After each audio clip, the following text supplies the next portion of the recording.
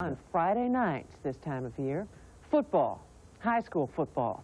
Valdosta is a place where it doesn't matter so much how you play the game. What matters is whether you win. Here's Lucky Severson. Chances are you have not heard of Valdosta, Georgia, way down south near the Okefenokee Swamp. The town got its name from a city in Italy, and roughly translated, it means Vale of Beauty. There are undoubtedly reasonable people who would argue about the beauty, but they would be inclined to agree that the Valdosta High School football stadium lives up to its name. They call this place the Valley of Death. Friday nights it goes crazy, and it's no wonder. The Wildcats are the winningest high school football team in the United States of America since 1913. Valdosta High School football is more than a game. It's a reason for living.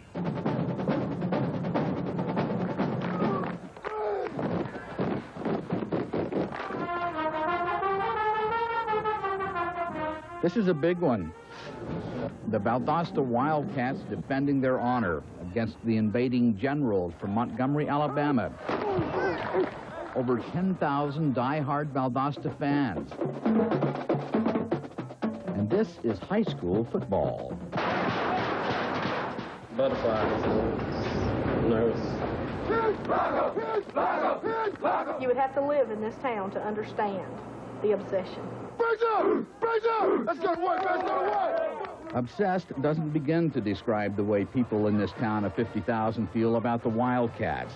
And here comes the Cats! The team has such a powerhouse reputation, Valdosta High has to pay schools from other states, like the Generals, $8,000 to come here and play the Wildcats. Good luck tonight, gentlemen! Wills have been contested over season tickets.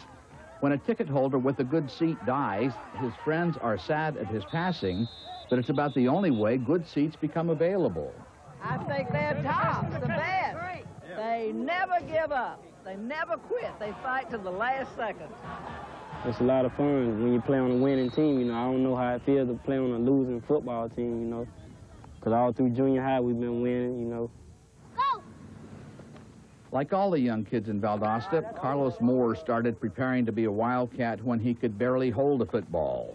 As long as I knew anything about football, I always wanted to play with the Wildcats. Most of his 17 years and 5'3" have been consumed by one dream, and now he's living it as number 88, first-string wide receiver. Halftime, and the Wildcats are leading 7-0. But the Valdosta coaches are worried, all 8 of them, led by the man himself, Nick Hyder, head coach for 16 years. Let's see if our mental, spiritual, moral, and mental conditioning is going to pay off. His predecessor was fired after winning 17 games and losing only 3 because he didn't win a championship.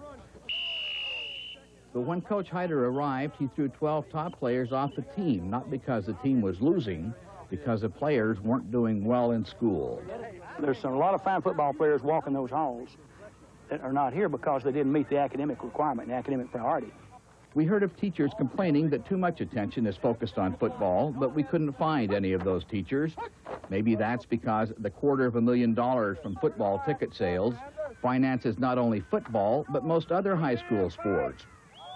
Whenever a subject performs the action of a verb, that makes... Valdosta graduates a higher percentage of students than many Georgia schools. Carlos is determined that he'll graduate because he wants to play college ball. Football is what drives him, and the thought of losing terrifies him. Most of the people around town, they just expect you, we're just not expected to lose, you know. They can't deal with it, you know.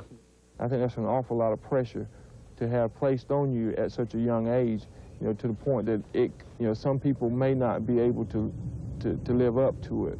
And Stan Rome knows about winning and losing. Some say he was the most promising wide receiver ever to graduate from Valdosta. He went on to play for the Kansas City Chiefs, but then he got into drugs, and his life went to hell. And I went through life looking for pressure situations like that, on and on and on, and that wasn't healthy for me, I don't think. I wound up getting shot in the head.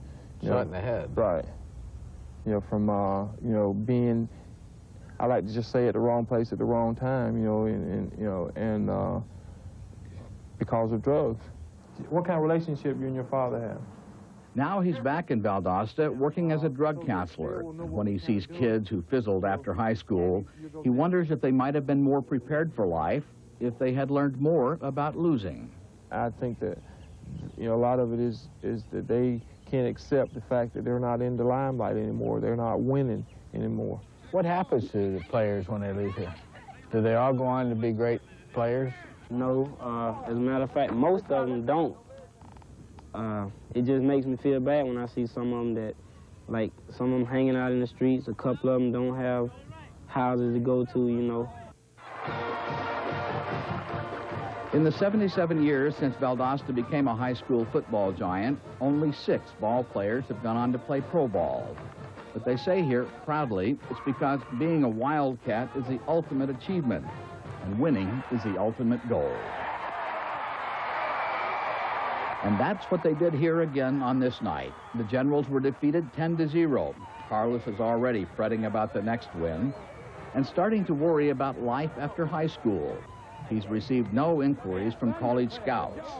Stan Rome has put his life back together without football. After all, this is only a game. But Valdosta wouldn't be the same without it.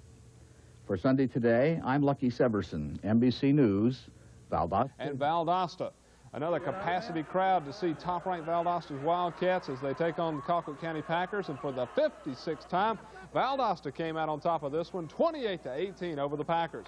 Colquitt's third play from scrimmage, quarterback Parks Hughes drops back, he throws long to Chris McCraney, good for a 40-yard completion.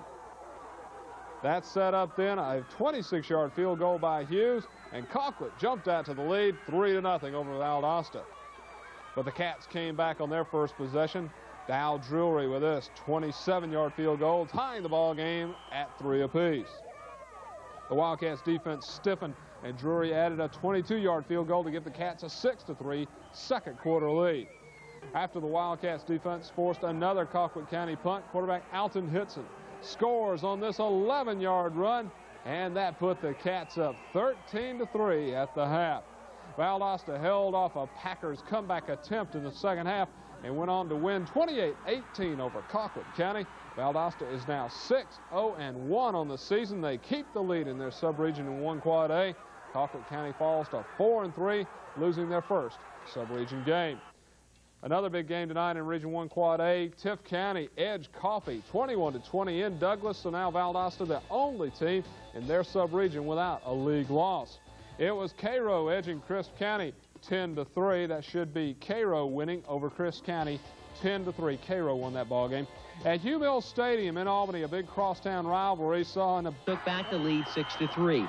Then just before the half, Wildcats threatening again. Quarterback Alton Hitson will do it himself from 11 yards out, and Valdosta went on to reap revenge over Colquitt County 28-18, the final.